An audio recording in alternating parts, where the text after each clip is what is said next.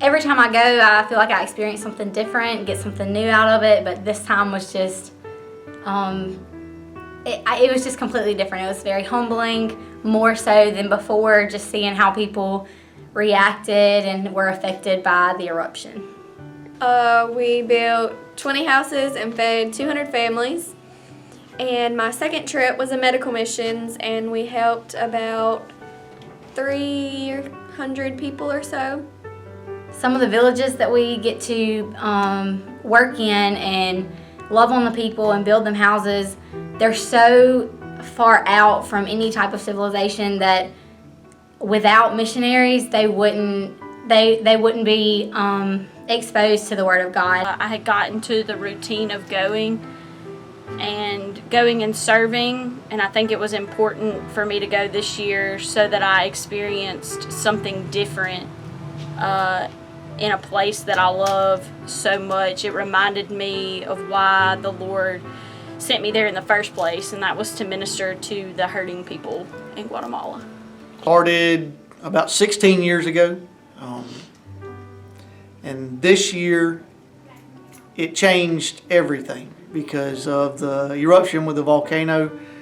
We were 13 miles away from the eruption, and we were really high up in the hills when it happened, and we got the acid rain. We didn't really know what it was from, and then we got home and our phones were blown up and everybody was wondering if we were okay and how far we were away. Sometimes it's better to just sit back and wait on God to kind of tell you how to react, give you the words to say, because like in situations as far as the volcano erupting and how families were being affected by finding out they had lost family members or not being able to find family members, getting the news that their homes were destroyed, that they weren't going to be able to make it back.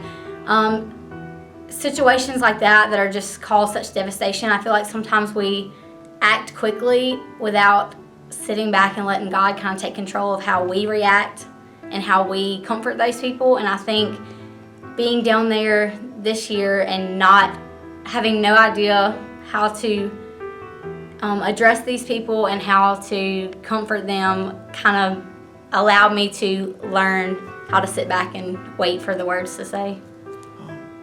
It's important to spread the gospel here in our city, in our state, in our neighborhoods, but it's also important to spread the gospel across the world.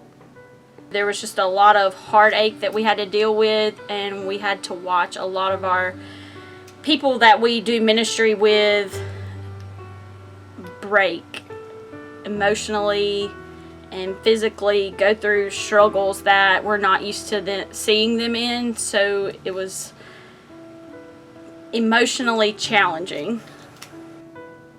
I've seen lives change. I've seen what it's going to be like in the future for families when there's no more relief efforts and hunger sets in.